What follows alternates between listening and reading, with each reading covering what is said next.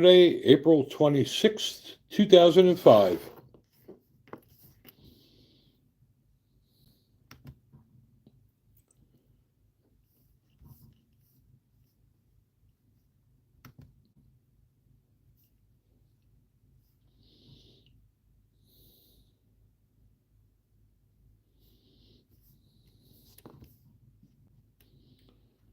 I'll wait for some people to join.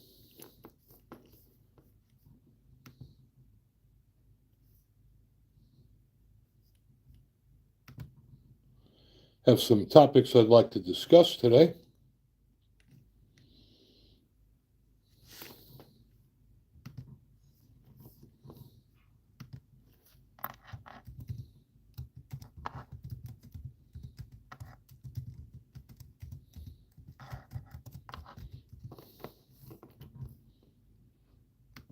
Last time we did a stream, we had a giveaway for a Vetter holster pad, and the winner was Greg, but he didn't claim it, so I'll be giving that away to someone else during this live stream.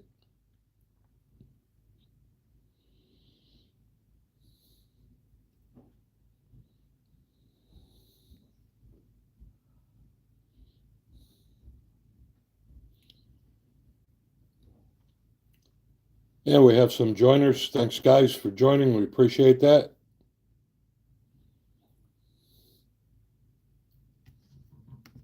Shout out to Tony Vance.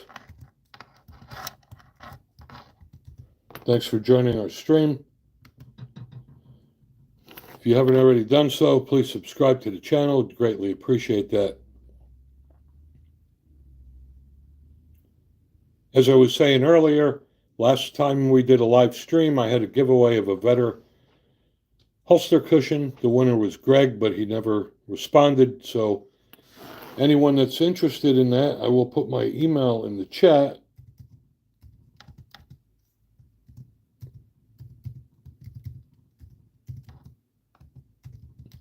And the first person that sends me an email with their shipping address will win.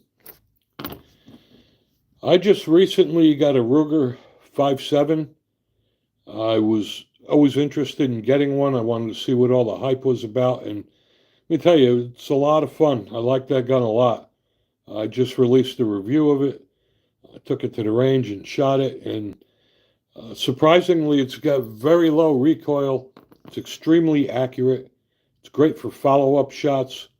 The recoil on the 5.7, I would put anywhere between a 22 and a 9mm. And it's a great round. It's just too bad the ammo's a little expensive. And hello to Country Girl. Thank you for joining.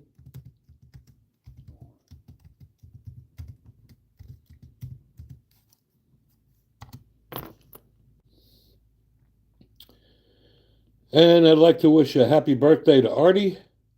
Hope you have a great day today for your birthday. So I was saying earlier, I recently acquired the Ruger 5.7.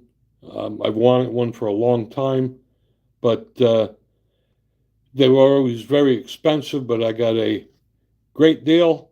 I couldn't pass that thing up for $399. And my favorite gun, okay, Country Girl, hold on one second. Hi, Barbara. Again, thank you all for joining the live stream. I appreciate that. If you could help a brother out and subscribe to the channel, I'd greatly appreciate that as well. And for Country Girl, my favorite gun is my Glock 20 10mm. And hello again, Caillou. Thanks for joining. I appreciate that. One thing I wanted to ask you guys, I just don't understand. Every time I go into gun forums, everybody, it seems to be the craze this day is everybody is putting a weapon light on their pistol. And I just don't see the fascination. Maybe everybody wants to be one of the cool kids, but honestly, for a carry gun, I just see so many things going wrong with that. The first thing you learn when you take a gun safety class is not to point your gun at anything you don't want to destroy. And by having a light mounted to your gun, that light becomes an extension of your gun. I just see so much going wrong with that. You're walking through a dark parking lot and you turn on your light and you're pointing a loaded gun at people. Um, you're never going to have the gun in a safe direction if you're using it as a flashlight. It requires special holsters. And Caillou, my biggest caliber is 10 millimeter. I have a couple of them. I prefer the Glock 20, but I also have a SIG P320 Comp 10 millimeter. That's one of my favorites as well. So I'd like to get y'all's thoughts on having a light mounted on your firearm. Besides the fact that uh, it's very risky to do that, um, the other thing about it is that you're giving away your position. The light is on, they know where you are, they know where your gun is, it makes you an easy target. But if you have a flashlight, you can go like this and move it around without giving away your exact location. And if you need two hands to shoot, you can always drop the flashlight. And welcome, Tony Vance. Yeah, the Taurus G3 for the money. Well, here's the problem I have with the Taurus G3. First of all, don't get me wrong. I own a few Tauruses, and I've been lucky. I haven't had any problems, but they do tend to be hit or miss. You either get a good one or you get a bad one. But if you get a Taurus G3 and you want to make it optic ready, now you have to go for the Toro. And once you go for the Toro and you're up to like $300, I'll be honest with you, the Ruger RXM for $399 is really the best bet. It's made in the USA with a lifetime warranty. It's compatible with the Glock Gen 3. Takes Glock magazines.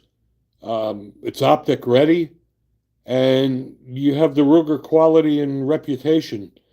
And I got to tell you, Tony, I don't know about you, but I've dealt with Taurus customer service. And even though they have a lifetime warranty, you really need to hope you don't have to ever use it. And I'd like to welcome everyone who recently joined. I appreciate that. Please subscribe to our channel, share our videos, comment on them so that our videos get more airtime on YouTube.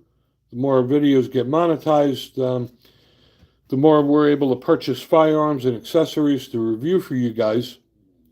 I just received a laser bore sight from CV Life, and I also got one from Tactical Elites.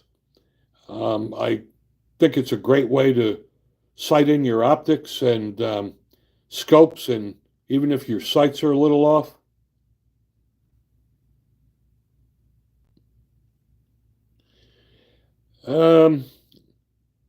Yeah, that's funny, Tony. Now, see, I, if I had to choose, I can see having a red dot on a home defense gun because you wake up in the middle of the night, your eyes are a little blurry. It gives you rapid target acquisition. I do have red dots on some of my carry guns, but there is a disadvantage to that. It makes the gun bulkier. The optic can get hung up in your clothes. If you bang it into something, you can crack the glass. Um, and regardless whether you use one or not, you really need to know how to shoot using iron sights because if it's going to fail, the optic's going to fail when you need it. So you better be able to shoot using irons.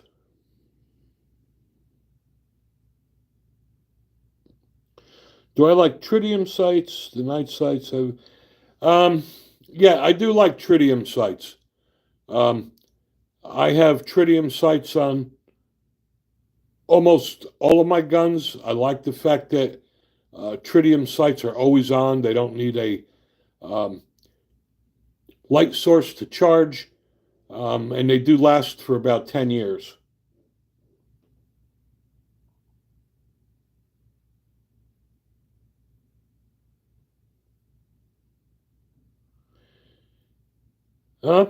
That's your opinion. Honestly, um, I like my red dots, but I still like shooting with irons, but that's a personal choice.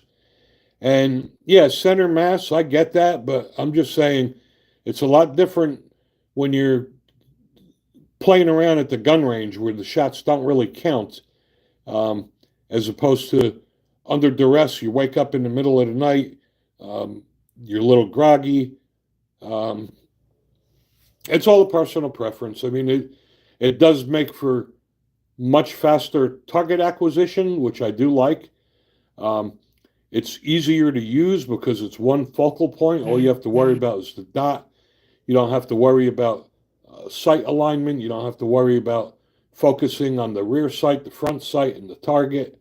But I'm just saying you should still know how to shoot with iron sights as well.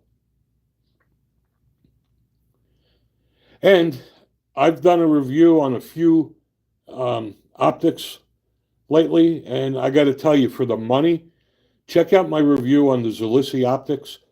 Um, they're fantastic quality. They have the same features as the big boys without the big price tag.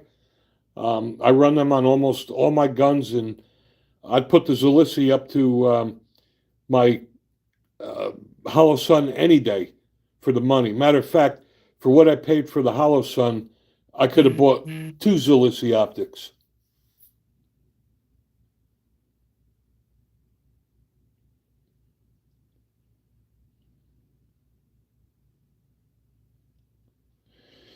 And welcome, John.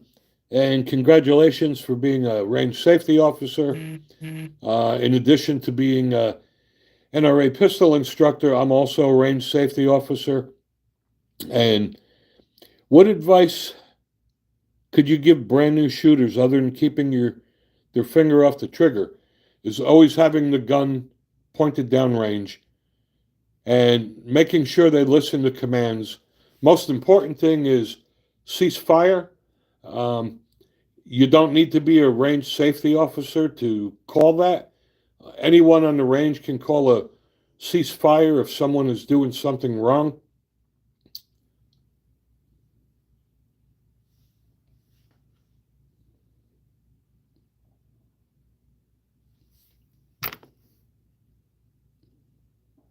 All right, we got a couple dickheads that I'm going to remove right now.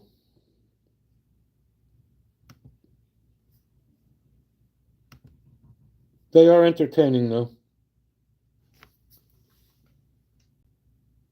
So anyway, back to you, John. The other thing is making sure that the students know how to operate their firearm before they get to the range. I see a lot of people going to the range, and you know they don't know how to operate their gun. They look like a dumbass.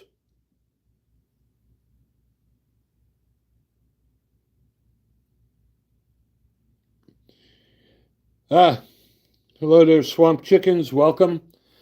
And that's a great question. My opinion of a 1911 Colt 45, one of my favorites. I bought for Christmas, I bought myself the Colt Government Competition model, full size, stainless steel. It's got G10 grips on it, and 1911 is by far my favorite gun. I don't always carry it because I'm getting old and carrying a 1911 every day, um, it just gets heavy. But a 1911, in my opinion, out of the box, has got the best trigger ever. Even a bad 1911 trigger is better than any striker fired trigger. Um, the nice thing about a 1911 is that all the parts work from one manufacturer to another, magazines work, and they're reliable. And there's a reason 1911 is still around. The gun won 2 world wars.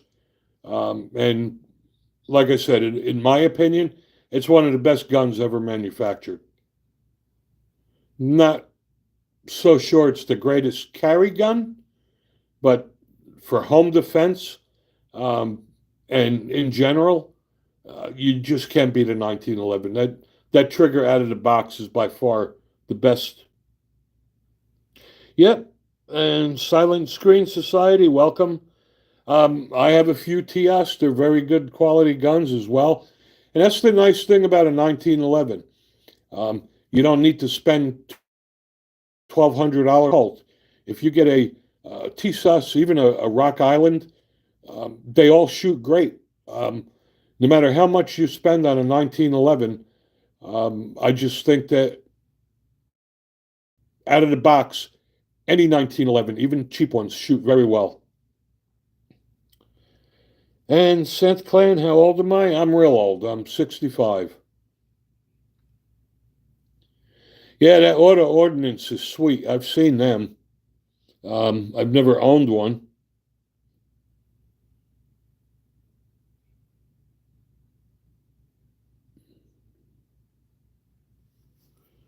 And again, welcome all.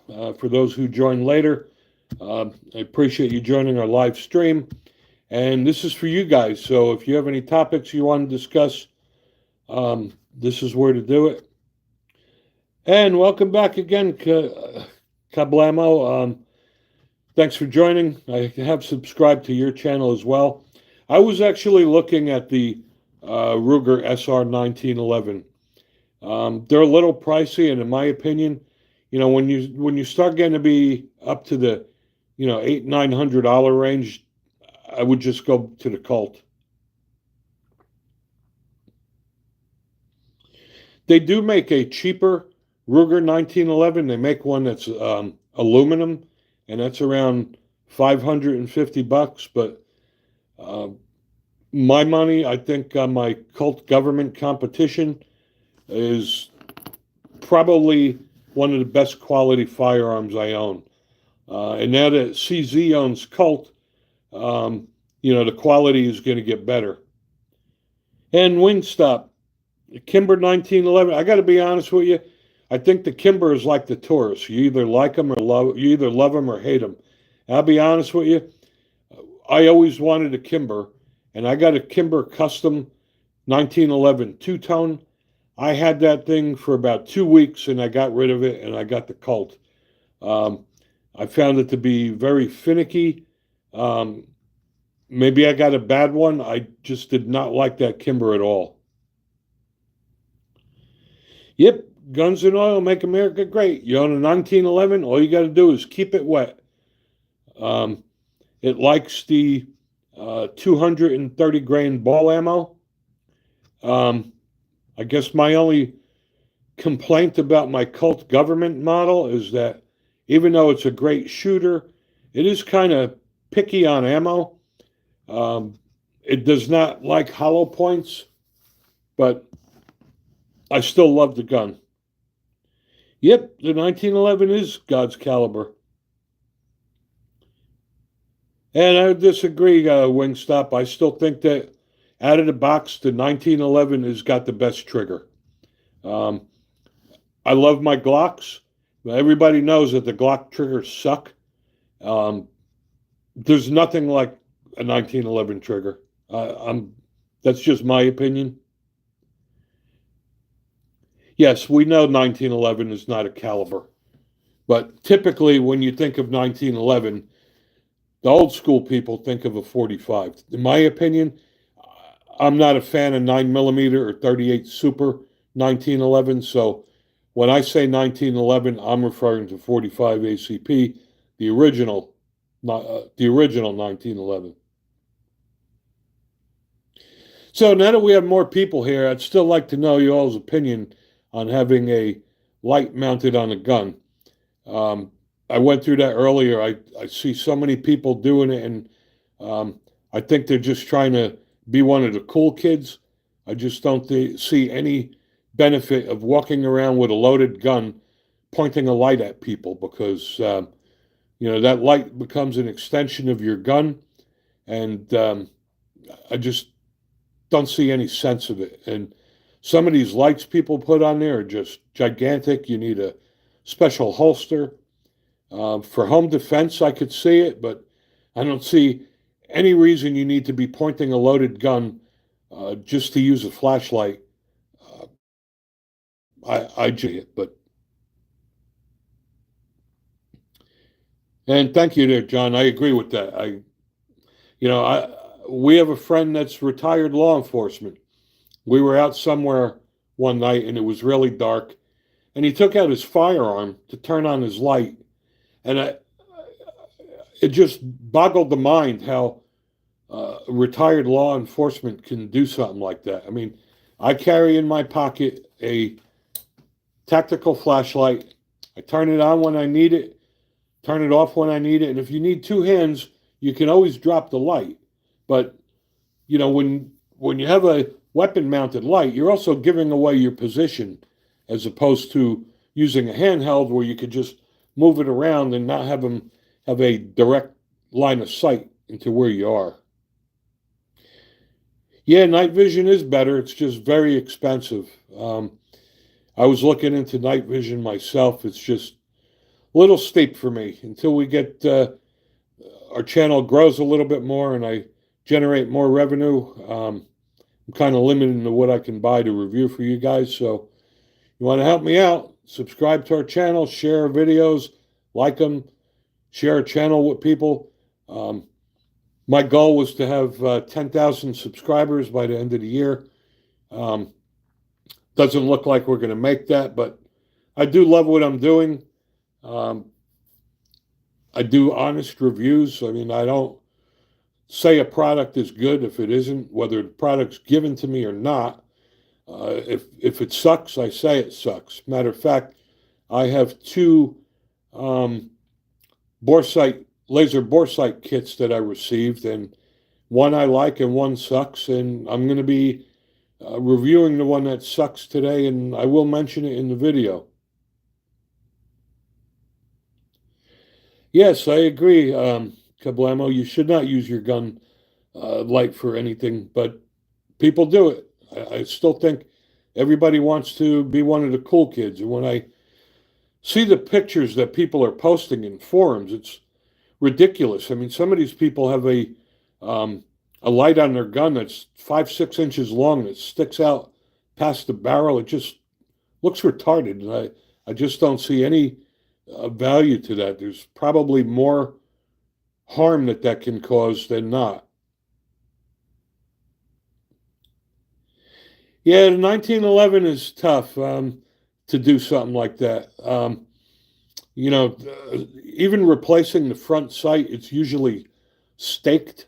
A lot of those 1911 front sights are very difficult to replace.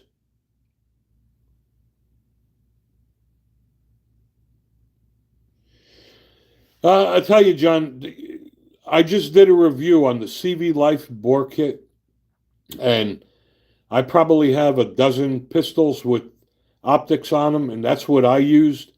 Um, Check out the video. It's really a great product for about 35 bucks. Plug and play. We're not questioning the light. We're questioning the light on the gun. I carry a hand flashlight. That's how I see what's going on. I just think it's stupid to point a loaded gun at somebody just to use a flashlight.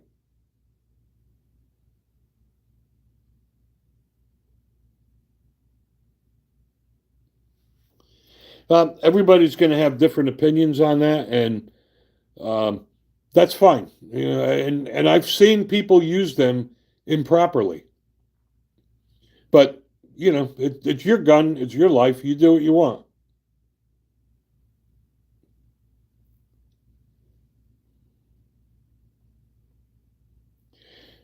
I agree with you're saying. Um, your plug's plug. I agree with you 100%. I'm just saying that in my experience, I've seen a lot of people improperly using weapon lights. And it's probably new gun owners that want to be one of the cool kids. If used properly, I agree with you. They serve a purpose. But I've just, my experience, I've seen more people misuse them than using them properly.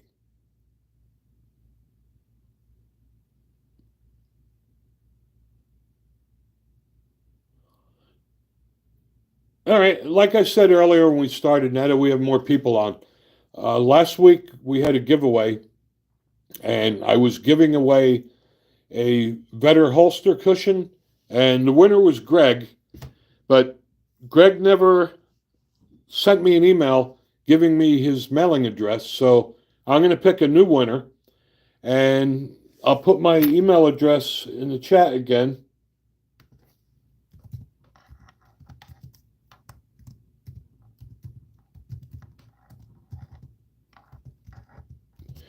And the first person that sends me an email with their shipping address, um, they win the Vetter holster cushion. Yeah, and don't forget to hit the like. I appreciate that. And I'm glad we have this many people on. It's very difficult trying to pick a time. There's no rhyme or reason to it. Whether I tried doing them on the weekends, but morning, afternoon, depending on the time zone. Also, I guess depending on the weather, people aren't around. But today seems to be successful, so um, I like that as well. Um, I was going to watch the NFL draft today. I really have no vested interest in it. I was just curious how Sanders was going to get picked, but kind of gave up on that. I don't have to fumble around for my handheld. I keep it in my pocket on a clip. I take it out anytime I want, and if I need that second hand, I just drop it. But again, that's just a personal opinion.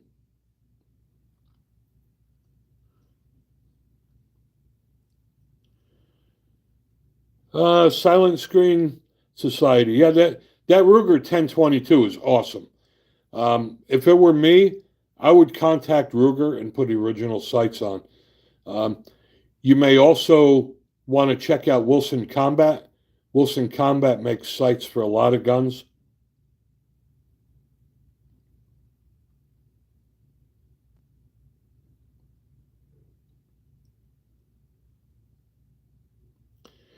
And John, to answer your question, I have both. I have leather and I have Kydex. And I'll be honest with you, if you've watched my reviews, and I did one about a week ago for my holster recommendations, um, all the holsters, even Kydex, they're all comfortable the first day or two.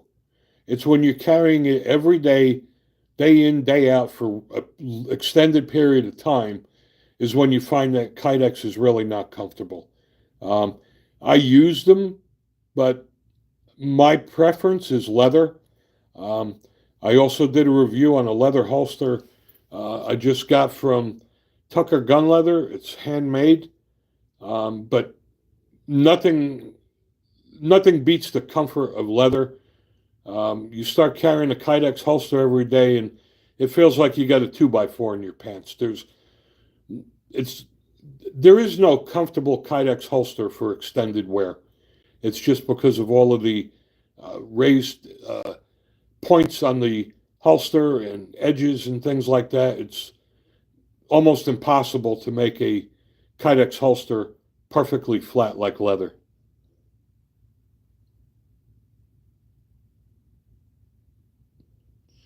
Again, Tony, everybody's got their opinions. Everybody does what's right.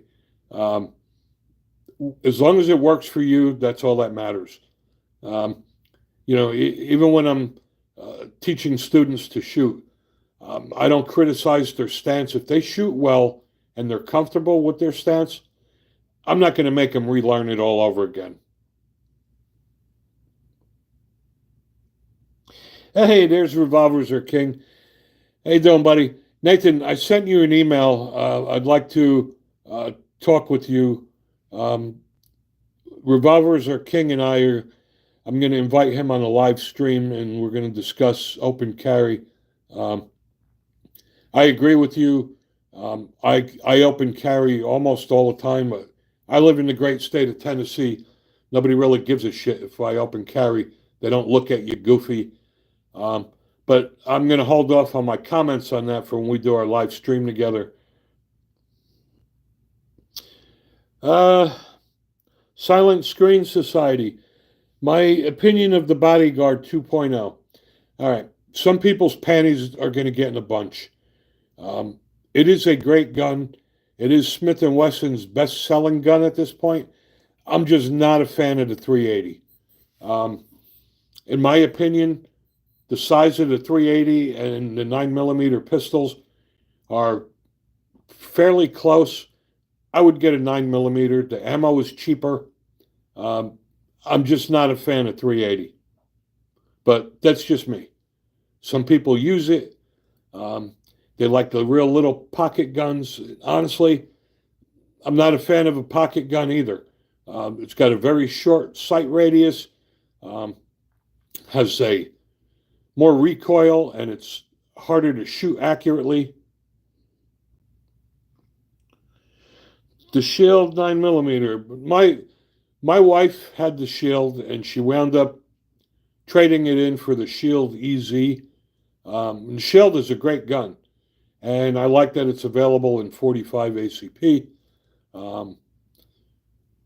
My only issue with the Smith & Wessons, and that could be me, it's just my opinion, I find that the triggers feel a little bit gritty on the Smith & Wessons, the equalizer, the shield, etc. But that's just me. My wife loves hers.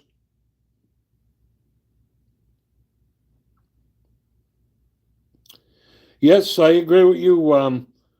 Situational awareness is key, especially if you're carrying a firearm. People walk around carrying a firearm and they're oblivious to what's going on. I mean, you have to be aware of the situation, and even more so when you're carrying, especially if you're going to open carry.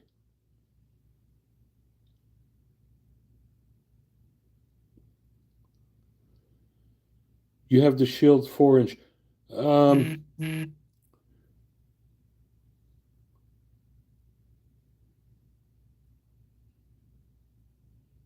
All right, Tony, thanks for joining, buddy. I appreciate it. As always, have a great day. Thanks for joining. Hope to catch you next time. We try doing this every week. I also like the Glock 19X. I find it to be a really good carry gun, and it gives me the best of both worlds. I had a Glock 17. I got rid of it when I got the 19X. The 19X gives me the full-size frame of the Glock 17 with the compact slide of the Glock 19. It's a very well-made gun. The Glock 19X is available to civilians now. It was originally designed for a military bid, but they lost out that bid to Sig Sauer on the Sig P320.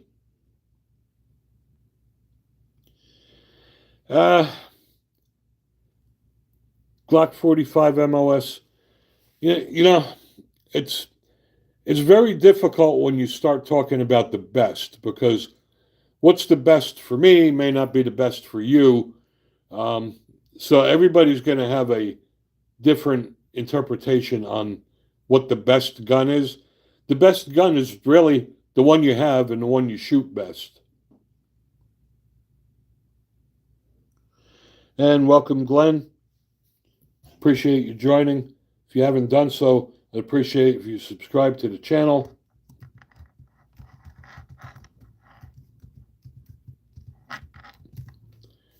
Yeah, I have a question to ask you guys. I'm not a big long gun person. I've just been involved with handguns my whole life, but I have a few long guns, and I've always wanted a lever action. And I really like the Smith & Wesson 1854 in 357 Magnum, being that I reloaded a boatload of 357 ammo, I could use it with that. But I'm a little torn. I'm looking at the Henry Big Boy, and the Henry Big Boy is about 850 as opposed to 1200 for the Smith and Wesson 1854. If any of you guys have experience with either one, I'd like to hear what you have to say because I'm kind of on the fence right now. I'm not so concerned with the caliber of the lever action. I'm really torn between the brand of the Henry Big Boy and the Smith and Wesson 1854. The 1854 is just cool looking. It's more tactical looking. It's stainless steel and it's got a Picatinny rail on the top. But I'm just curious if any of you guys have any experience with them. But so, yeah, I've done research. I've compared reviews, and they both score very well. I don't think you can make a mistake buying either of them, and I appreciate that comment, your plug's plug. I'm just curious why you would go with the Henry.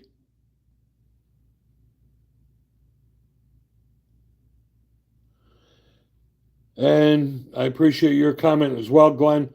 I'm just curious why the Henry, as opposed to the Smith and Wesson. I like that, the Smith and Wesson does have the Picatinny rail on top. You can put an optic on it, but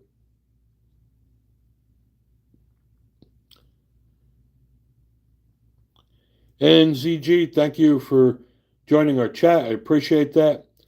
CZ makes a great gun, I got to tell you. The CZ Shadow is one of my favorites. They make great quality guns, and CZ owns Dan Wesson. They own Colt. Prior to CZ buying Colt, the quality really started slipping over the years, but now that CZ bought them, the quality is back. I recently bought a Colt Python Combat Elite, and I absolutely love that.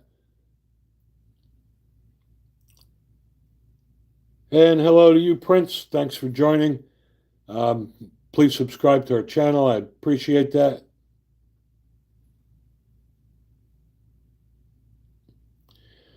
Yeah, it's picking out the ultimate gun is just subjective, right? I mean, I'm not even a big fan of 9mm, and I have 18 of them.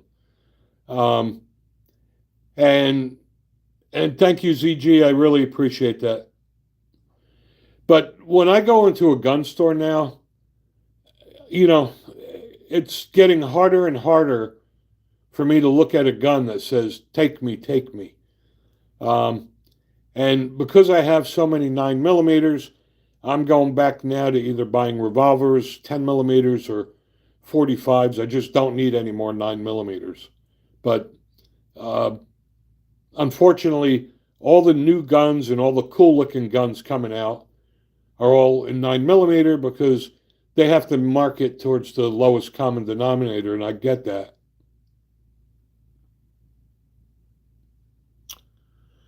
You're a plug. Yes, I agree with that 100%. I'll get back to you in 1 second. And P4K Chow, welcome, brother. Good to have another person from Tennessee here as well. But anyway, I agree with the fact that 9mm is a good option to carry because it does have less recoil and, more importantly, the follow-up shots. And like I said earlier, I love the 10mm. It is my most favorite cartridge.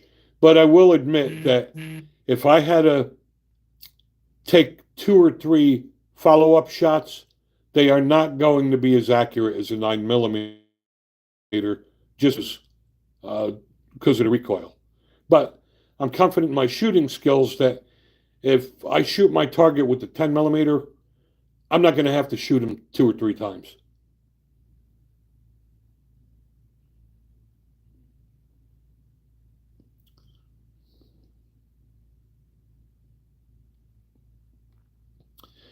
10 millimeter it's good for anywhere.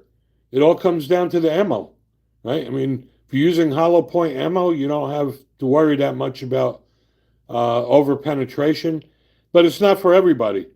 Um, like I said, I love 10 millimeter. I would never recommend anyone to go out and buy a 10 millimeter, especially for their first gun.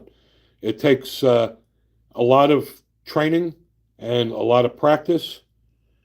And 45 versus 10, uh, if I had a pick, I'd probably say the 45. I just bought the Ruger American 45 ACP, and it's a great compact gun. Got very little muzzle flip. It's easy to control. Um, if you're talking about follow-up shots, the 45 is definitely easier for follow-up shots than the 10 millimeter. Um, but again, what it comes down to is shot placement. If you can't shoot for shit, it doesn't matter what caliber you're carrying. And if your shot placement is right, you could take out your target with a 22. It all comes down to what you shoot best with. And someone looking to buy a gun, they should go to a gun store or a gun range, rent a gun, and shoot it. Um, just because your friend recommends a gun or I recommend a gun that's good for me, um, doesn't mean it's good for you. I've made that mistake. I went into a gun store and I found guns that I just thought were absolutely awesome and I had to have it. And I took it to the range and I just didn't like the way it handled. Um, Somebody else may shoot it better. Um, Everyone's different. And then it goes by size of your hand also. Some guns have back straps to accommodate for larger or smaller hands. Some of them don't. And, if you get a Glock, for instance, there are no back straps. I'm sorry, uh, not the Glock. You buy certain guns don't have back straps available for them. So, however it fits, it fits. Like my Hellcat Pro. I love that gun. It just fits me right. However, if somebody's got larger hands, they're stuck with the way it is, as opposed to purchasing a gun like a Ruger or the Glock um, that's got back straps that you can change. So there's a lot that needs to be taken into consideration, and even how you're using it, whether you're going to open or conceal carry. Um, if you're going to open carry, the size doesn't matter much. I carry outside the waistband most of the time, and I like the Springfield Echelon. I got the full size, but I don't give a rat's ass because I open carry. Nobody looks at me funny. But that would be a difficult gun to conceal.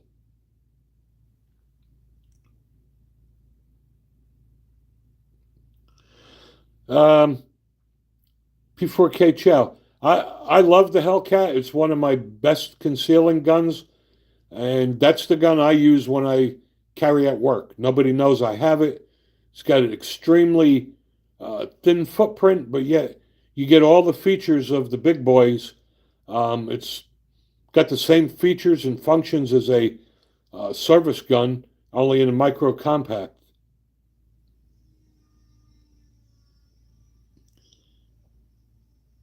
GZ, that's up to you. Personally, I'm not a fan of Kimber. Um, I've owned one.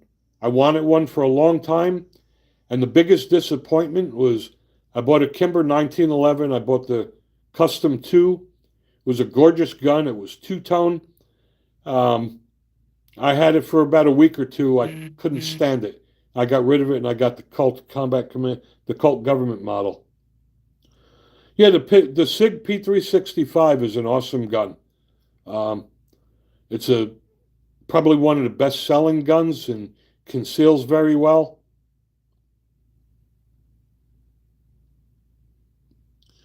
Yeah, and welcome there, Bubba's EDC. Thanks for joining. Please subscribe if you haven't done so. I carry a Glock 19 as well and the 19X. I carry all of my guns at one point or another, depending on the activity. Uh, I do carry them. I don't have any safe queens. Even my expensive guns like my Python and my Colt government model, I carry them. But I agree with you, Bubba. The Glock 19 is just a classic. Um, the Glock 19 is the gun that started it all with the polymer frames and set the bar for all the other copycats out there. Um, and I used to carry the 19 a lot, but like I said, when I got the 19X, I find I carry that more because I like the full size grip of the Glock 17 with the compact slide. I just think it gives me the best of both worlds. Glenn Davis, welcome. The Ruger SP-101 is probably one of the best revolvers on the market. Um, it's built like a tank. It'll last you forever. Um, I was looking at maybe my next revolver being the Ruger GP100. Um, all of my revolvers are 3-inch. I find a 2-inch a little too short for the sight radius and for recoil on a 357. I personally think that the 3-inch barrel on a revolver is the sweet spot. It's great for defense. Gives you a larger sight radius, and that's me. And that's because the 4-inch barrels on the revolver are a little bulky to carry. So I get all mine in 3 because, like I said, I do carry revolvers as well. I carry a Smith & Wesson 686 and my Colt Python Combat Elite. And I don't know what you're asking, Prince. I don't sell anything, so I don't know what I would be shipping to Nigeria.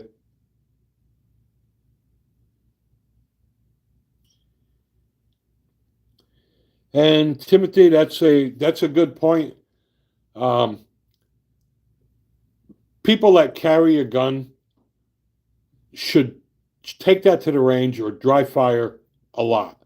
And sometimes it is a bad idea to switch on and off because you get used to the gun you're carrying most, and then one day you're carrying a different gun that functions differently, and under duress, um, it can be harder to shoot it accurately. Timothy, there should be a subscribe button somewhere. Otherwise, you can right off of the Pro Gun 45 channel. I know there's a subscribe button. You can just click on that.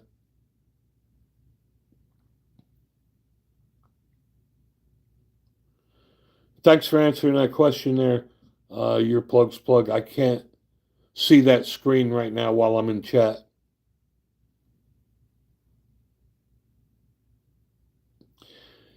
Oscar Jacobs, welcome. And to answer your question, I love the FN.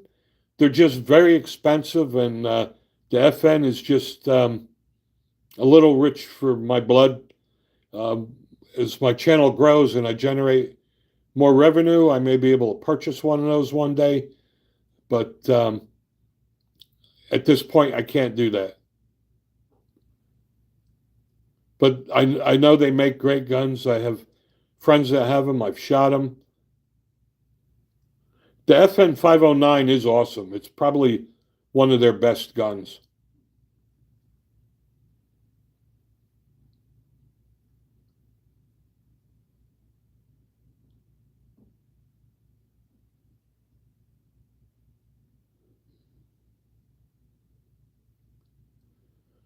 And I'm sorry, I missed that comment.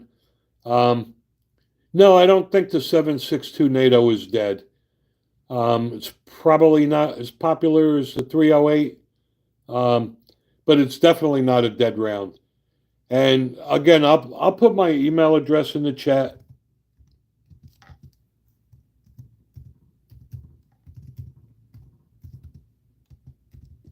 If anyone wants to contact me or have me answer questions, I'd be glad to do that. Sometimes I'm trying to read comments and they scroll so fast. So if I miss somebody's comment, I apologize for that. It's not on purpose.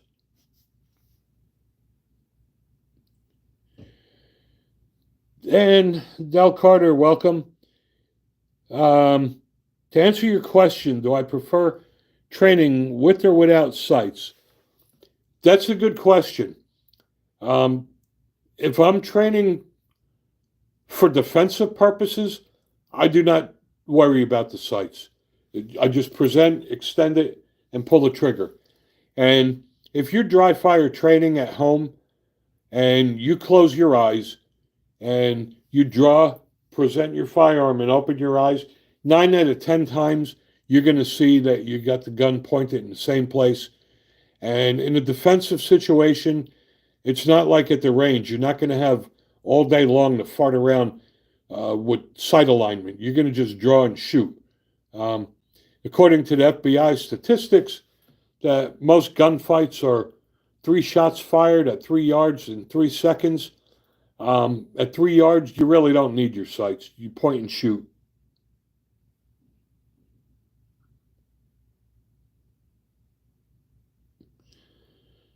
I am an iron sight shooter. However, I have started to really like the red dots, but all the red dots I have on my pistols, um, I am able to co-witness my front sight with the red dot, so I can use either. David Tarr, I don't understand the question about the biggest gun I own. Um, are you talking about caliber? And I agree, Timothy. Iron sights rock. Um, there's a learning curve with red dots. And probably because I'm old, I've been shooting iron sights for 40 years. And for me, when I first started using a red dot, um, it's kind of like the cat chasing the laser pointer.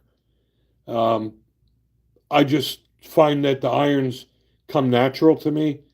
And you should still know how to shoot with irons because the battery dies on your optic or you drop the gun and the lens cracks. Um, all you're going to have is your irons, so you better know how to use them. I have optics on my AR platforms as well. Um, I also just put an optic. I bought a Smith and Wesson FPC 9 millimeter folding pistol carbine, and it's a little disappointing that at like $600 they don't give you a front or rear sight. So I just put an optic on that as well. I have optics on all of my ARs, even though I do have iron sights that it can co-witness.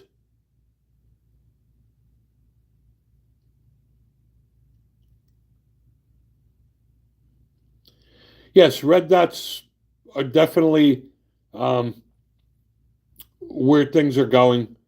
Almost every defensive pistol now is optics ready.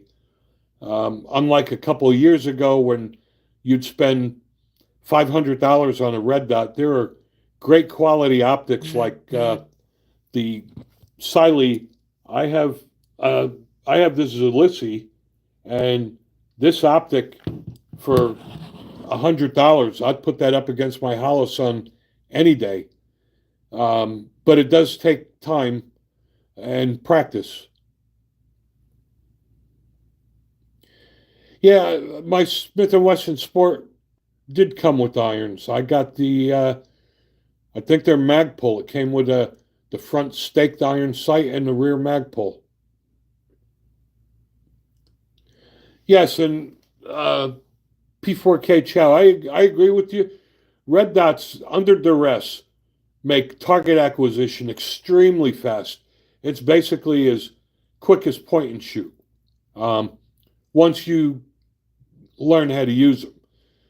When you're new to them, though, you could find yourself looking for that dot.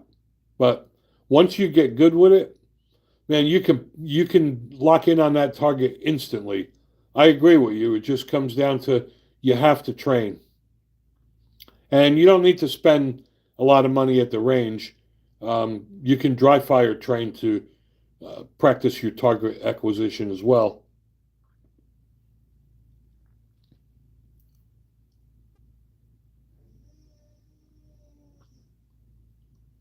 Yeah, I agree. You just need to train a lot.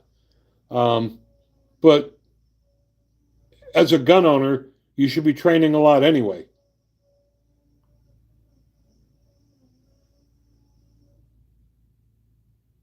And again, I'd like to welcome all the new people that joined today. Um, Unfortunately, unless people type in a comment, it only shows me how many people are on the stream. It doesn't tell me who you are. So the only way I can give a shout out to you is when you leave a comment and I know who you are.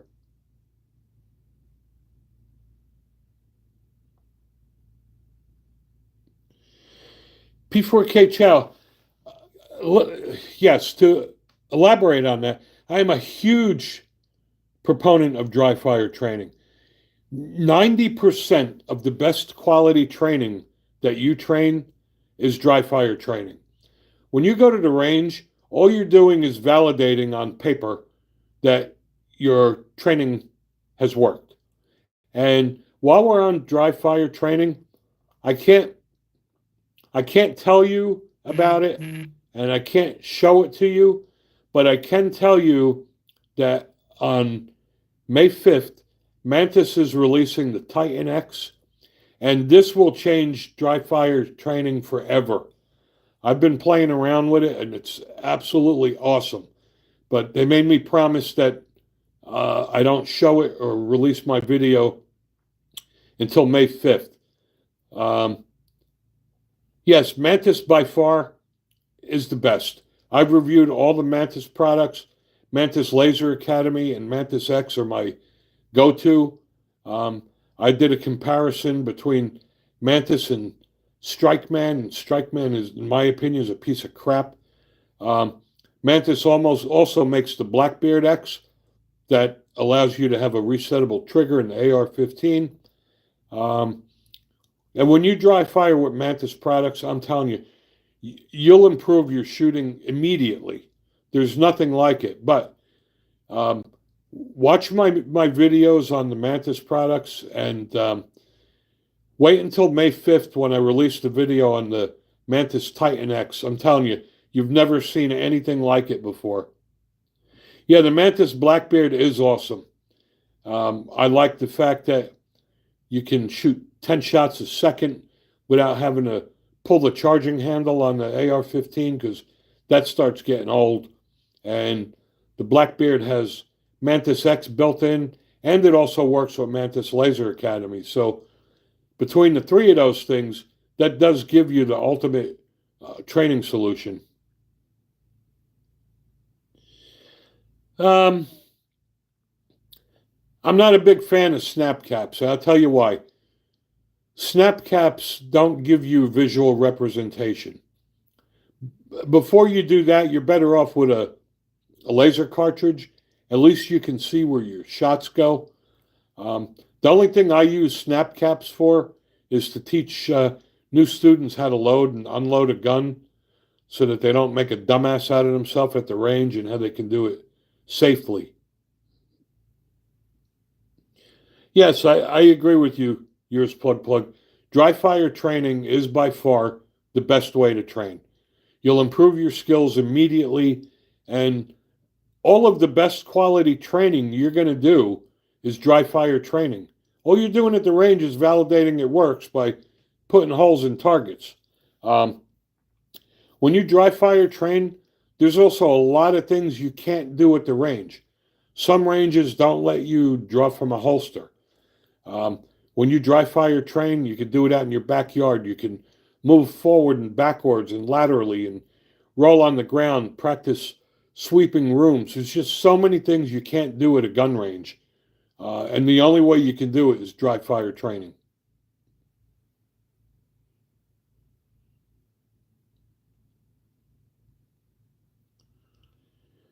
Yeah, every once in a while I'll put a snap cap in my magazine and practice tap and rack, but that's for live fire. I just don't see the value of a snap cap for dry fire training, um, especially when you shoot and you don't get to see what you would hit like you would with a laser. if I'm being robbed, what's my go-to defense gun? That happens to be the gun I have on me that day. I own a lot of guns. I carry a lot of different guns. Um, it basically depends on what I'm carrying. Like I said, I'm not a huge fan of the 9 millimeter. Um, it's not because there's anything wrong with it. When I started to shoot a long time ago, um, my dad taught me to shoot a 45 long Colt and 357 Magnum. So I kind of missed the 9 millimeter stage. I haven't bought 9 millimeters until a few years ago. But like I said, they've evolved a lot over the years, and it's definitely a formidable round that does decent penetration with you know, deep cavity wounds. John's for life, Johnny. Um, yeah, this is going to get people's panties in a bunch too, but um, I don't see any redeeming value of a 40 caliber, to be honest with you. Um, I used to have a Glock 22 and 40 caliber. I got rid of it because I have 10 millimeters, and I just don't see why you would buy a gun chambered in 40 caliber when you could shoot 40 caliber out of a 10 millimeter. And even if you never plan on shooting 40 caliber, may come a day you can't find 10 millimeter ammo and you could shoot 40 out of it.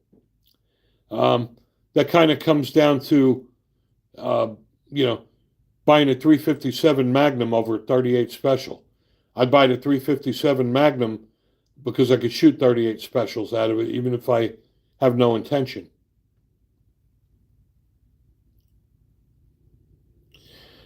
.40 is not slow and it's not weak. Um, I There were a lot of police departments that switched to the 40. Um, 40 caliber does have more recoil than the 9, but it's got high capacity and it does have deep penetration.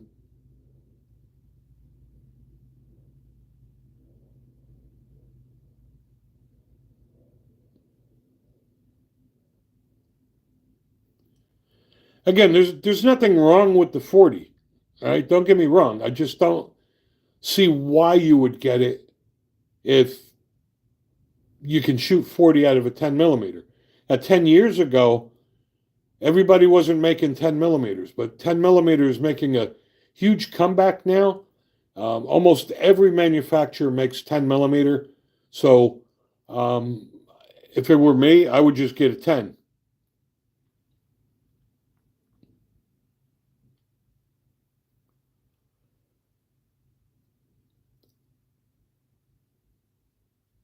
And I'm reading your comment, John's for life. Yeah, well, that's another thing. When when you decide what gun you're going to carry, you should also shoot the same ammo at the range that you're carrying because the gun is going to handle differently depending on the ammo.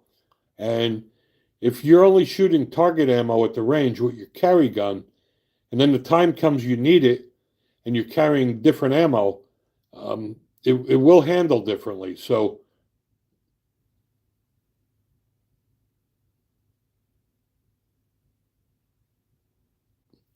again, what we carry, it all depends on a lot of things. It depends on body type, what's comfortable, what's not comfortable, um, physical ability. There's some guns that are great guns, but the slides are very difficult to rack. So people may choose a Smith and Wesson equalizer because they may not have the hand strength to rack a 10 millimeter. The bottom line is, it all comes down to what you shoot best. If you can't shoot for shit, doesn't matter what you're carrying. And if you only have a 22 or a 380 and you shoot them well, it's all about shot placement. That's the bottom line. It comes down to what gun you're comfortable with and what gun you shoot best with. And I own a lot of guns, and uh, there's certain guns I have that I shoot best with. Like my Sig P320, to me, out of the box, is the best shooting 9mm I own, hands down. But that's just me. Somebody else may not like it.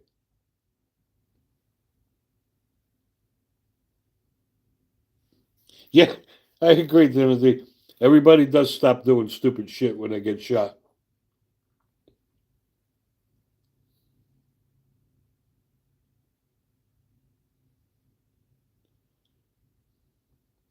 Yep, I agree with that too. Again, it's not the caliber; it's the shot placement. Uh, there's a lot of bad talk out there, the SIG P320s. And I got to tell you, I'm betting 99% of the cases where they're showing accidental discharges is operator error. People are doing stupid shit. They're not using proper holsters. I appendix carry my SIG P320, and I still have both of my nuts. I haven't blown my nuts off. So I'm 100% confident it's not going to go off.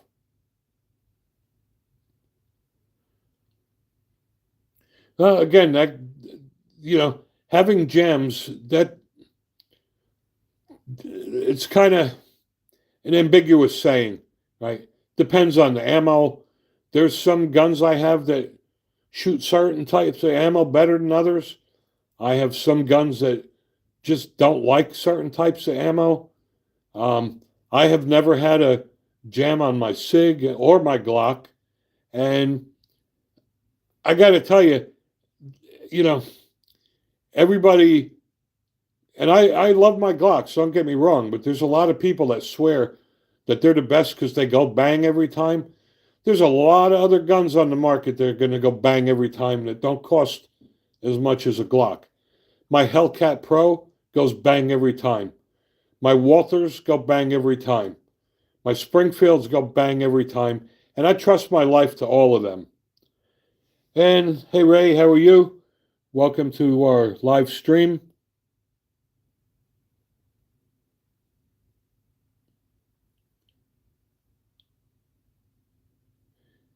And Timothy, you don't need to spend a lot of money on dry fire training. You don't have to spend any money to train.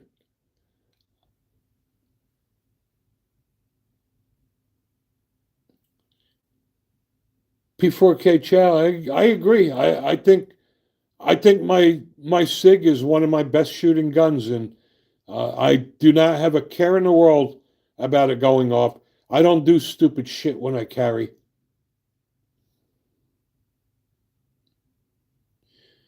And you can comment on your Walther. I have the Walther PDP. Um, it is a great gun. I'm a huge fan of Walther. So you can speak out on that anytime you want. And thanks for the compliment on the P320 45 video. Um, when I got the SIG P320 compact in 9mm, um, I liked it so much, I got the 45. I liked that so much, I got the P320 X10 comp. And I just love them all. I love all the SIGs. The M17 is a very good gun. It's just a little bulky. I carry all of mine. That's the only reason I didn't get that.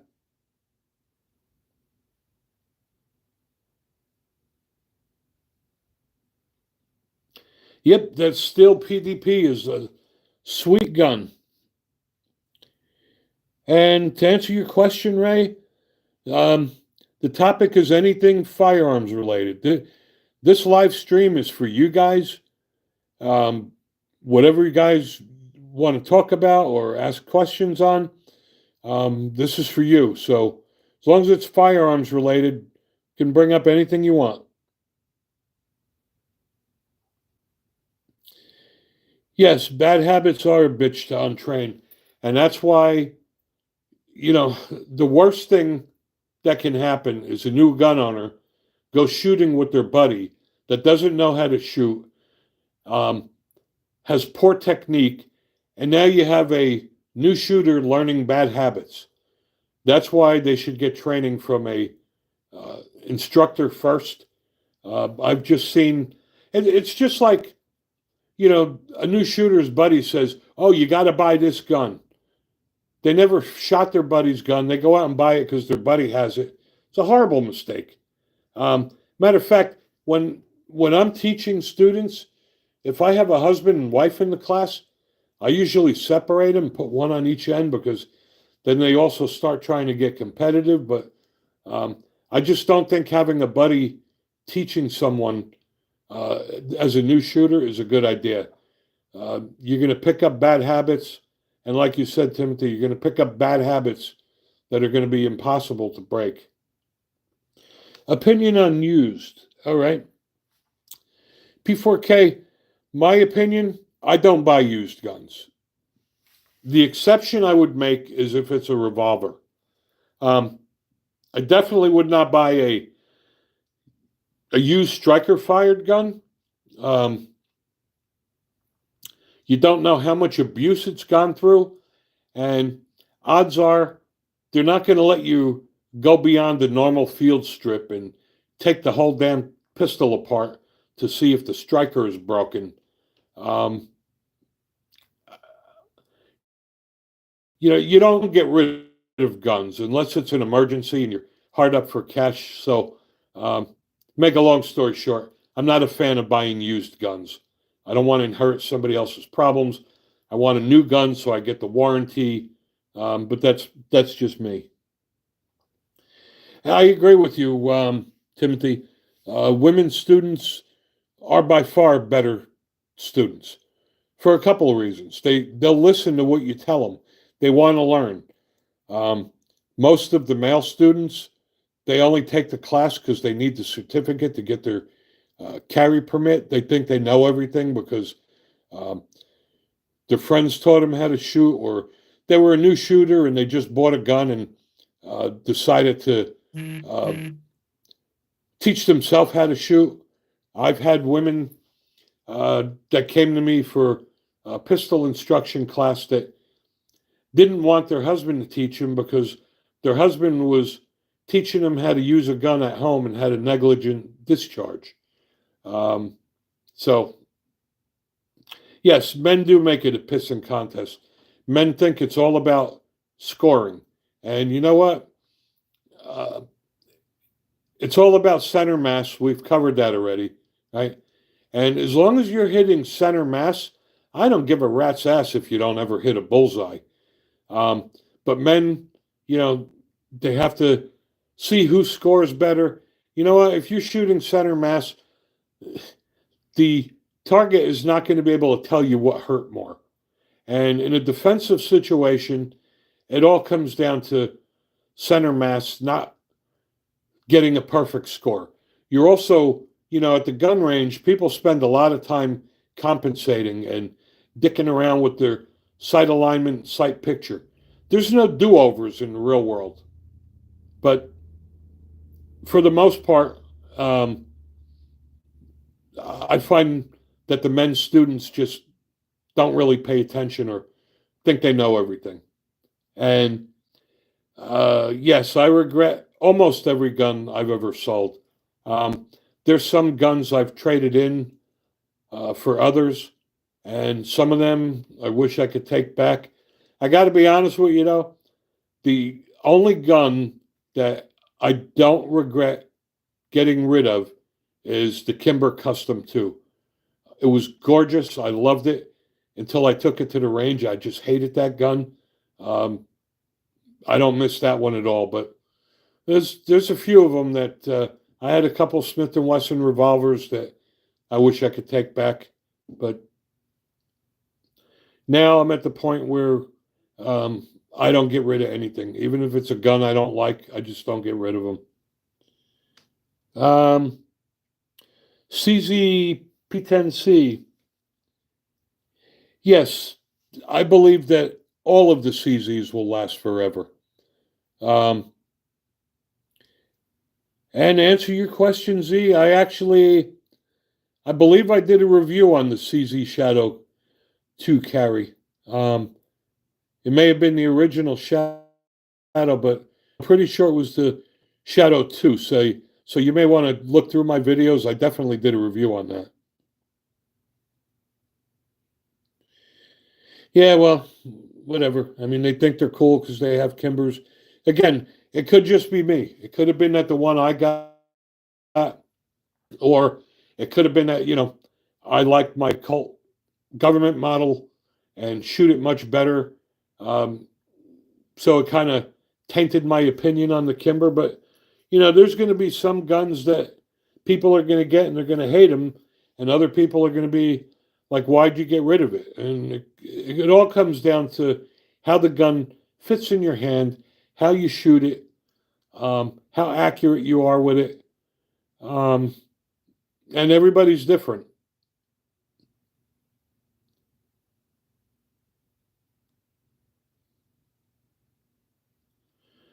Yeah, well, to answer your question on your Kimber, I shot 500 rounds through that Kimber, and I still didn't like it. But that's just me. Um, it's just like a Taurus, right? People love them or hate them. People get good ones, people get bad ones, and that goes with anything. There's people that bought Glocks and it turned out to be a piece of shit, and um, they didn't like them. I mean, it's hard to, you know, base the quality of a gun based on one or two people that had an issue with them. But I mean, you can go out and buy a Mercedes or a Rolls Royce and get a lemon. Yes, all guns do have a break-in period, but that's not my point. Um, and welcome, Oscar. Um, Thank you for joining. Please subscribe. The point isn't the point comes down to no matter what you buy, um, there's good ones and bad ones. And yes, every gun has a break-in period. The springs need to get a little softer. The springs on the magazines have to get softer. Um, Most gun manufacturers recommend some of them as high as 500 rounds. They do all have a break-in period, but the guns that I got rid of that I didn't like, I could have shot 10,000 rounds. I still wasn't going to like it.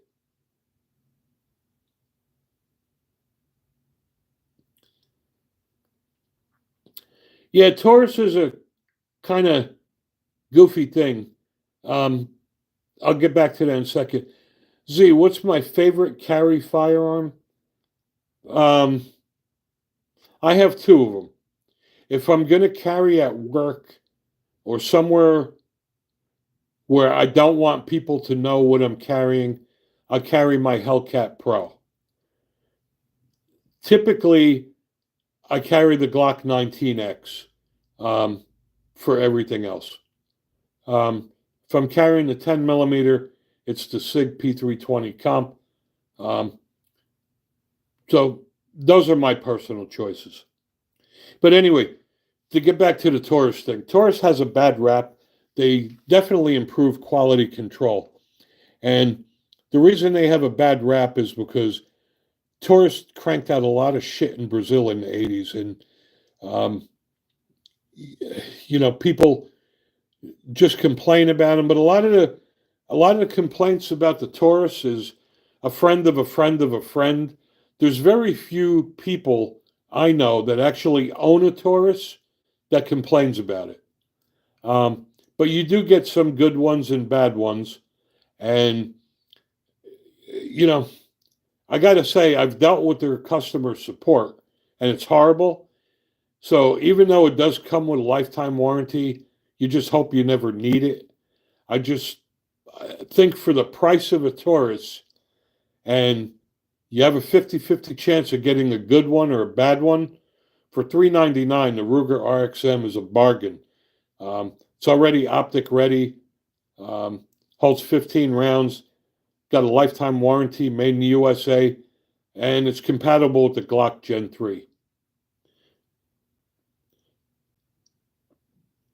And Hug, kudos to you for having that Glock 19X on your nightstand. I think that Glock 19X is probably the best Glock ever made.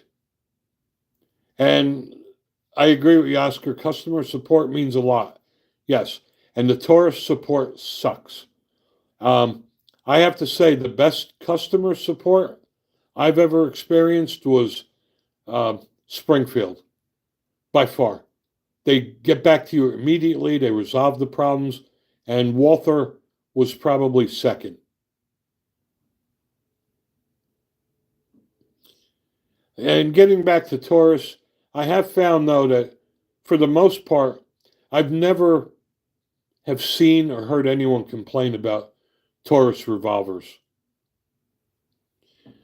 And Oscar, I got to tell you, the Springfields, in my opinion, for the money, are fantastic guns.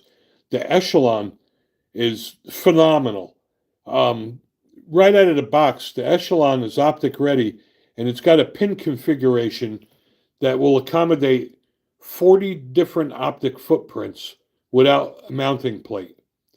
Um, they have outstanding support. It's got a tritium front sight, and the Springfield Hellcat Pro is also a great quality gun. However, um, what I don't like about Springfields are the XD series. That's not the best guns they've ever made. I would run far away from the XD series, but I'll tell you, the Echelon for the money, it's very hard to beat that. Um, it's not cheap, cheap, but I mean, when you're spending as much as a Glock, the Echelon, in my opinion, has got it all over the Glock. And the Hellcat Pro is also hard to beat for a gun in its price range. I like that it's pretty much got the same capability as a duty weapon in a micro optic footprint. You just can't go wrong with that at all. Yeah, the Beretta's a good gun. Um, they're just heavy. The 92 was an awesome gun. Military used it for a long time until uh, last year when they switched to the SIG. And Oscar, if you're going to check out the Hellcat, make sure it's the Hellcat Pro. The Hellcat Pro is far better than the Hellcat.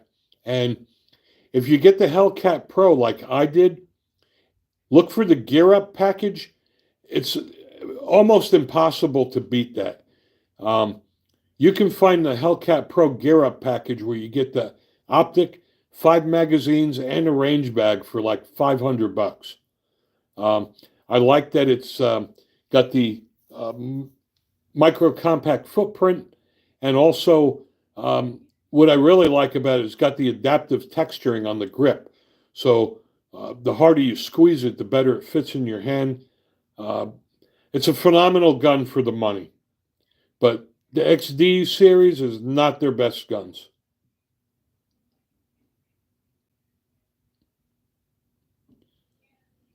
And the Hellcat Pro now has 17 round magazines available. Yep. Philip, thanks for joining. Welcome. You cannot beat the Echelon for the money. Now, when I bought my Echelon, it was only available in full size, and I'm okay with that because I open carry it. Um, I use a Four Brothers holster, and I carry outside the waistband because I live in the great state of Tennessee, and I do that. Um, but if it was available in compact at the time, I would have bought it, but it wasn't.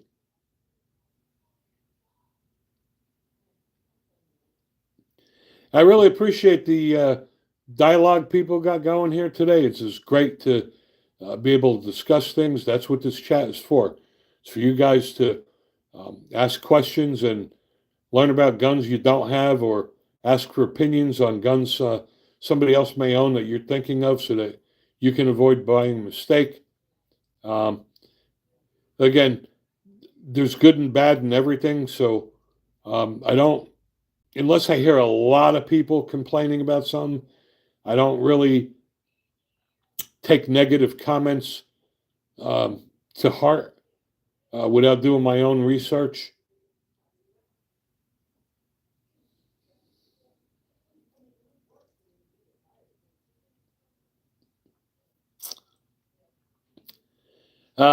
Murfreesboro.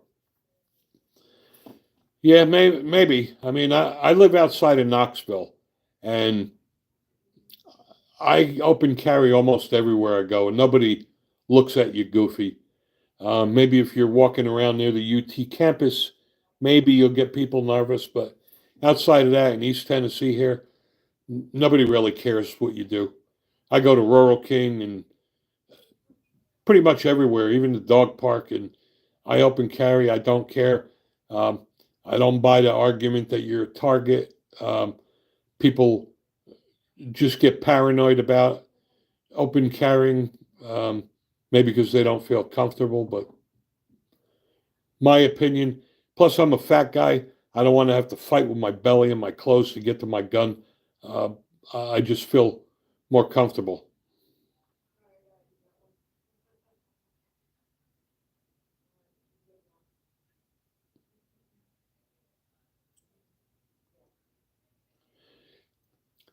Yes, when you open carry, yes, you have your shirt tucked in and your holster on your belt on the outside that everybody can see and nobody cares.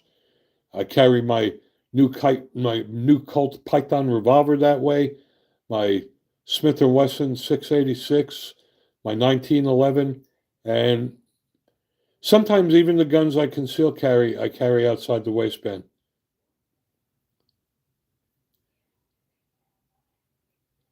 And that's interesting about your appendix carry.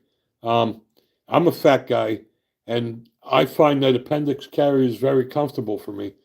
And appendix carry also is a great way to carry when you're driving in the car because if your gun is here, it's easier to pull it out from the front, right? If you're left-handed and you're trying to get out of your holster, your firearm's going to be jammed up against the door, and if you're right-handed, it's going to be jammed up against the console. So I find that appendix carry works very well in a car.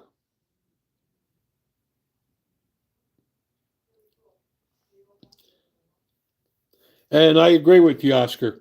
I would love to see everybody open carry.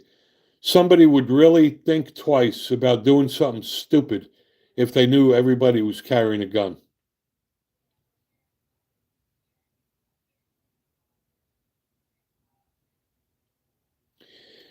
And to answer your question, Ray, um, I open carry because I find it comfortable and it works well for me.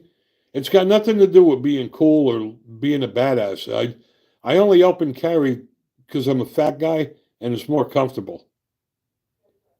And I love the great state of Tennessee because we don't need a permit to open or concealed carry.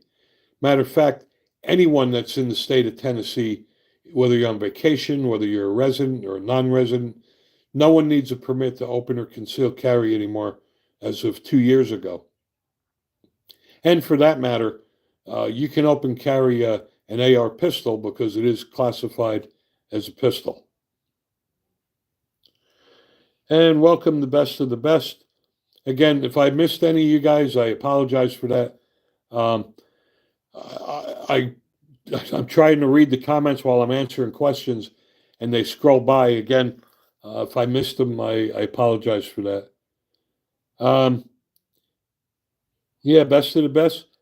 Yeah, I'm in Tennessee. I'm outside of Knoxville. Tennessee is one of the greatest states ever, especially if you carry a gun. Um, I'm not near Bristol. I'm near Knoxville.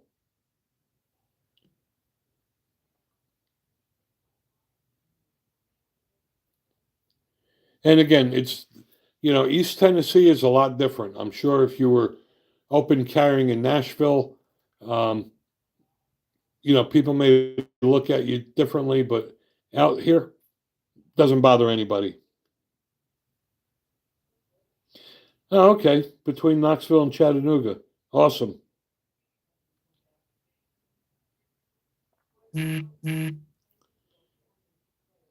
Yeah, Oscar, I I'd rather have I'd rather have less gun laws than more, but what I what I am a little concerned about is when I moved here and I got my enhanced carry permit, I had to take an 8-hour class and I had to qualify on the range. And now they let just any coconut go to the store, buy a gun, and carry it like magic. It's going to protect them. And I'd rather have the guy next to me carrying a gun at least trained and qualified. I'm not really happy about the fact that anybody can carry now without a permit, but I'd rather see less government restrictions than more. And that happened 2 years ago. 2 years ago, Tennessee became a permitless state. Um, Again, even if you're traveling from Virginia or wherever, as long as you're not a felon, you can open or conceal carry in Tennessee. And you do not have the duty to notify law enforcement. Um, that's a good question, Ray. You can pretty much open carry anywhere in Tennessee. However, some places do have a sign like a post office or a hospital um, where you can't carry at all. Um, but for the most part, um, I mean, I've open carried in the bank and nobody bothered me.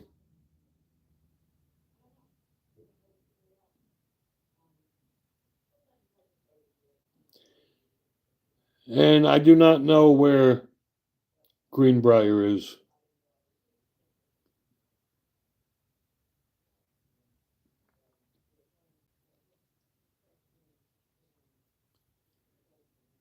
And I got to say, I want to give a special thanks to all of you guys for this live stream today. This has probably been the best dialogue we've had, and I like the questions going back and forth. It was awesome. For those who haven't joined us before, uh, I'd really appreciate it if you would subscribe to my channel, watch as many videos as you can. Um, the only way I can purchase guns and accessories is from my videos that are monetized, and that's because of you guys. So thank you all for that. I'm going to be ending this stream in about 10 minutes, so I want to answer as many comments as I can. To answer that question, Ray, it's funny. When COVID hit, right, everybody was forced to wear a mask. And prior to that, if you wore a mask and walked into a gas station, you'd get arrested and go to jail. But since COVID started, um, you know, it just totally changed everything.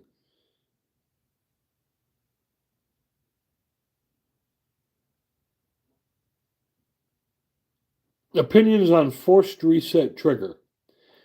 To answer your question, comrade, I just did a video on uh, I dry fire mag, and it's great because the reason uh, that's important is because when you dry fire train, you're not going to rack the slide every time. It's not conducive to training.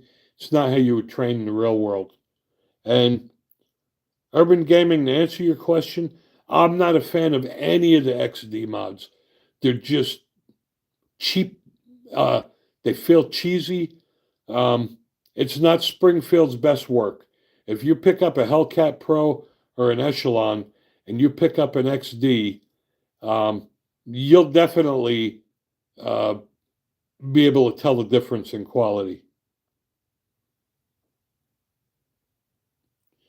Yeah, well, racking. See, this is the problem when you have to rack the slide to dry fire, it throws your rhythm off, and also it's impossible to do follow-up shots racking the slide, doing bang, bang, bang, two, three, four, five follow-up shots.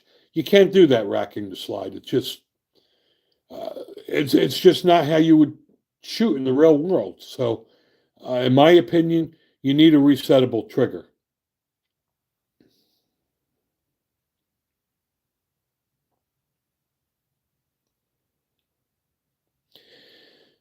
All right, Ray, to answer your question, first of all, I don't think there's any better caliber.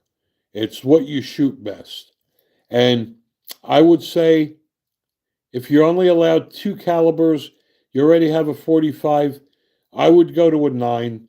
And like I said, I'm not even a fan of the 9 millimeter personally, but I would go to a 9 because you have far more options available as far as guns. There's tons of 9 millimeter guns out there. You start getting a 45 and 10 millimeter, the pickings start getting slimmer. Also, ammo is cheaper.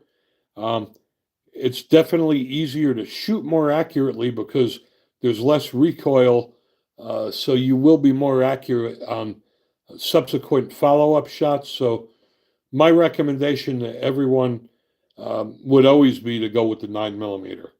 It's not my favorite caliber, but it's definitely a caliber that would do the job and do it well. Um, Again, the ammo's cheap, and there's a lot of different guns at a lot of different price ranges. You start getting a 45 ACP and 10 millimeter, you know, not many guns out there at a bargain price as there are in nines.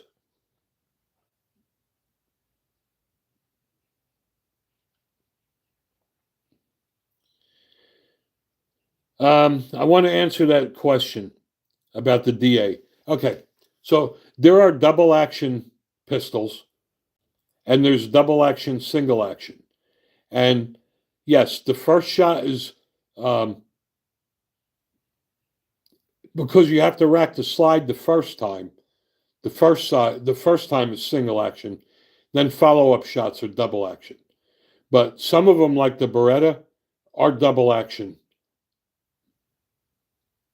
And Comrade 901, thank you very much for joining. I appreciate that. Hope to have you back here again one day.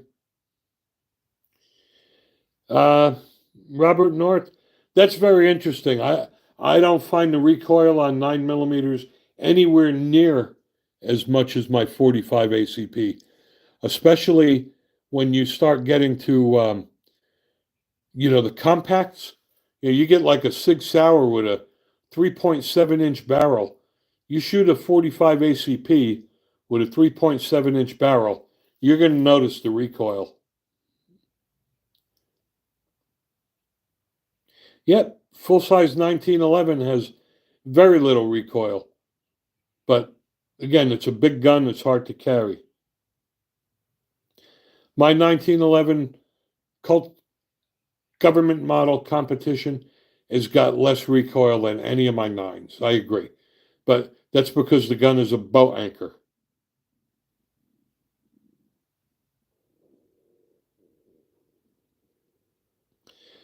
All right. To answer your question, Ray, if you would have asked me 5 or 10 years ago, I would have always said hammer fired. But the striker fired guns came a long way. The hammer fired trigger is always going to be a better trigger than a striker fired. But as far as quality goes now, um, I have no problems going with a striker fired. Um, some of the guns have a internal hammer, um, like the Smith and Wesson Equalizer, but I don't really have a preference. And if it's striker fired, it wouldn't stop me from buying it. It's just that the hammer fired does have a slightly better trigger in my experience. And nope, to answer your question, Ray, no such thing as too many questions. I'd rather have too many questions than not enough, because if you ask the right question, you may learn something that may help you save money, um, or help you from making a mistake. So everyone is encouraged to ask as many questions as they want.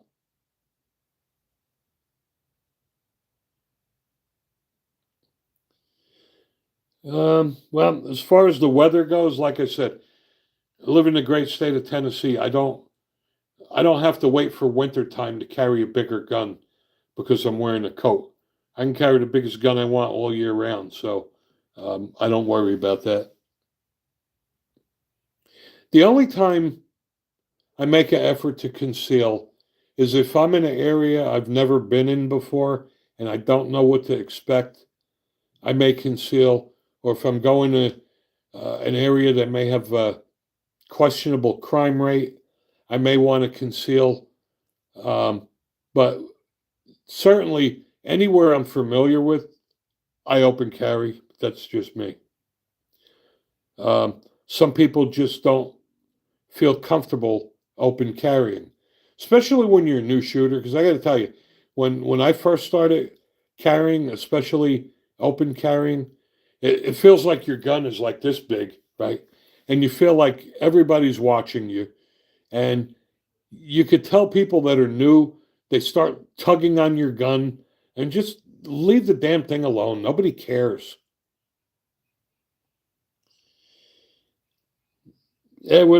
Tennessee would love to have you, Ray. This is God's country here. God and guns. It's an awesome place to live. Guns are also cheaper down here. Um, we have great gun stores. We have Bud's Gun Store. We got Smoky Mountain. Um, we have Royal King. Um, and Rob, I never leave without one either. Matter of fact, I do keep one in a lockbox in my car in case I do forget one when I leave the house. I always do have one.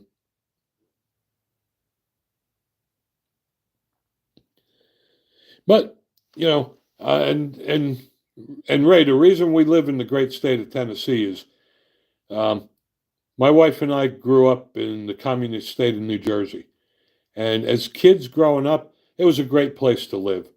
But over the past 10 years, the government, I'm not going to get political, they destroyed the state.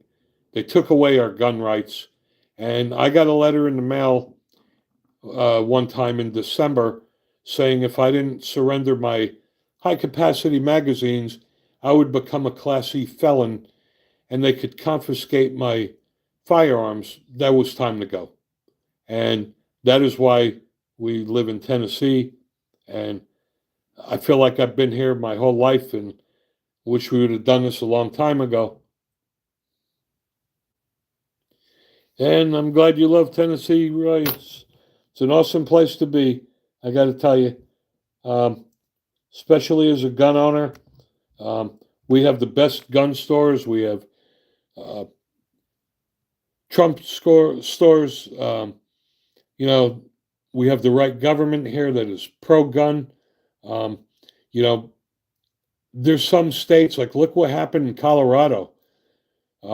Colorado is just like overnight became anti-gun. Um, I don't ever see that happening here in Tennessee, and if it does, um, I'll be too old to care by then. And yes, us gun owners do got to stick together. Um, would I highly recommend we need to support our Second Amendment rights? Um, I'm constantly looking at the state of Tennessee's gun bills on what guns they're trying to pass, whether they're anti-gun or pro-gun, and write my legislators, councilmen, senators, um, write everyone and tell them your feelings because you vote for them. They're going to want to know how gun voters think too. But I constantly watch my gun laws. And, you know, I've said it a few times before. You could live in a gun friendly state, and one election can change all of that. So even though we enjoy our gun rights here, that could change in one election. But Colorado is just like out of control right now. Um, they want people now to have, to take gun classes before they can buy a gun, and they need permission from the sheriff and blah, blah, blah, blah. I mean, I don't understand why you need a permit to buy a gun. Like we needed that in New Jersey. You don't need any permit here. You just walk in the store and you buy the gun. I mean, you don't need a permit to buy a car, even though people get killed by cars. You don't need a permit to buy alcohol, even though people are killed by drunk drivers. And we do not have a mag capacity in the great state of Tennessee either. Um, Before we moved here, so I didn't break the law in New Jersey. I got all my magazines pinned, and then uh, moved to Tennessee, and didn't matter anymore. What happened in Colorado to start that? I'm assuming what happened was the change in political party. Um, Unfortunately, the liberals are anti-gun, and all they want to do is take our gun rights away because they want an unarmed society. Uh, Look at the governor of Illinois. Illinois has got the most stringent gun laws in the country next to California. And then on a 4th of July weekend, 100 people get shot and killed in Chicago. So, there goes that. But you'll notice that all of the states trying to take our gun rights away are liberal gun states. And that's just a fact. Um, and it's not about gun control, it's about control, period. They want an unarmed society. Um, if people aren't armed, they can't revolt and they can't complain. Yeah, California is bad, but you know what?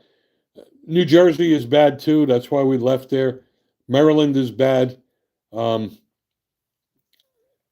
and that's probably why, even though Trump would try to push to have national reciprocity, it's never going to happen because the um, liberal states are going to do whatever they want, just like they do now.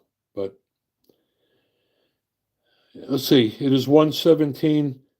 I'll give this another 2, 3 minutes, and we'll wrap this up till the next time. Uh, this is awesome.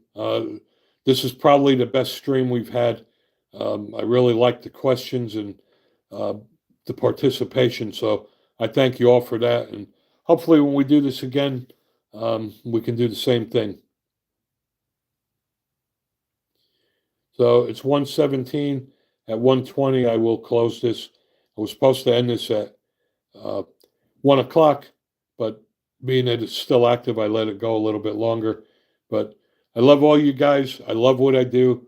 Um, Firearms are my life. I just love this stuff. So I love making videos and showing you guys what new products I reviewed. Um, I can't do it without your help.